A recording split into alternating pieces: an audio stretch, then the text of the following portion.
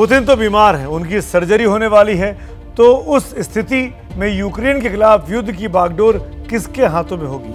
तो जो नाम अभी उभर कर सामने आ रहा है वो नाम है निकोलाई पात्रुशेव का। निकोलाई 2008 से रूस की सुरक्षा परिषद के सचिव थे। वो पद हमारे देश में प्रधानमंत्री के राष्ट्रीय सुरक्षा सलाहकार के समकक्ष माना जाता है।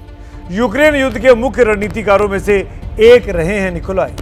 रूस की सुरक्षा से जुड़े हर फैसले में निकोलाई पात्रुशेव की खास भूमिका रहती है। निकोलाई पुतिन के बेहद करीबी और भरोसेमंद लोगों में शामिल हैं। क्रीमिया पर कब्जे में इनकी अहम भूमिका रही थी।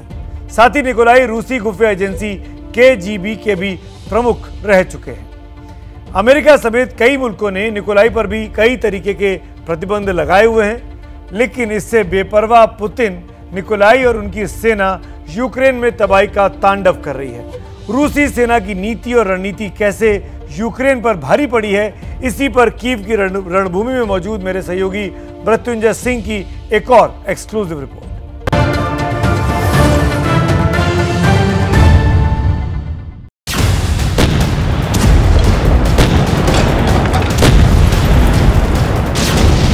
रूस का मिशन और जंग भीषण।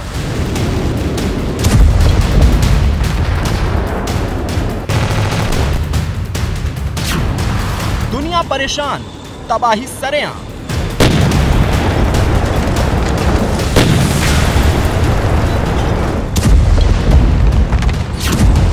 पुतिन का इंतकाम, बाकी है असली कोहराम। पुतिन ने यूक्रेन पर हमला करके दुनिया को बता और दिखा दिया कि वो इंतकाम की किस हद तक जा सकते हैं। एक इशारे पर उनके सैनिक सनक की किस हद को पार कर सकते हैं। और उसी सनक की ये सबसे नई तस्वीर है। देखिए कैसे एक अकेले टैंक ने यूक्रेन के मारियोपोल शहर में बने इस 6 मंजिला मकान को खाक में तब्दील कर दिया।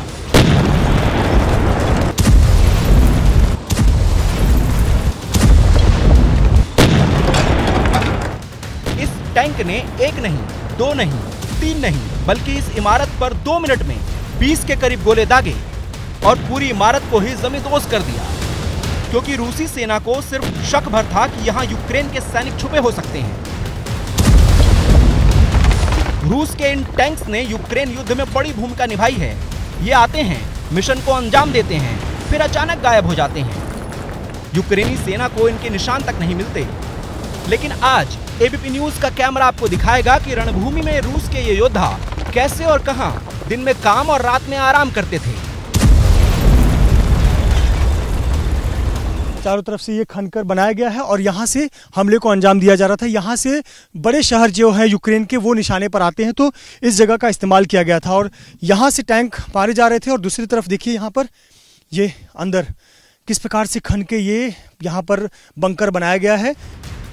रणभूमि में रणनीति सबसे ज्यादा जरूरी है और कीव के ओजेरा गांव के खेतों के बीच ये बड़े बड़े गड्ढे उसी रणनीति के तहत बनाए गए थे, ताकि दुश्मन की नजर से रूसी टैंक बचे रहें।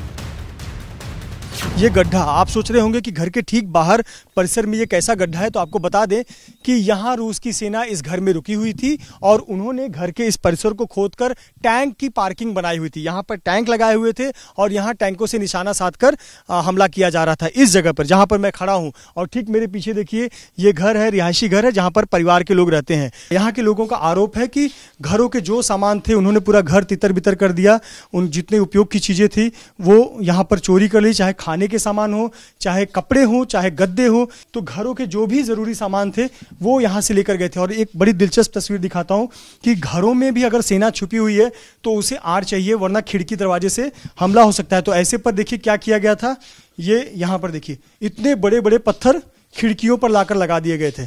ये इसलिए लगा दिए गए ताकि यहाँ से वो हमला कर सके या सामने से कोई बुलेट आए तो उनको चोट ना लगे।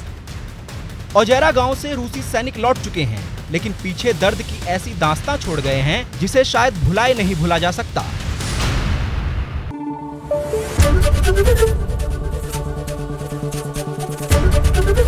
ABP न्यूज आपको रखे आगे।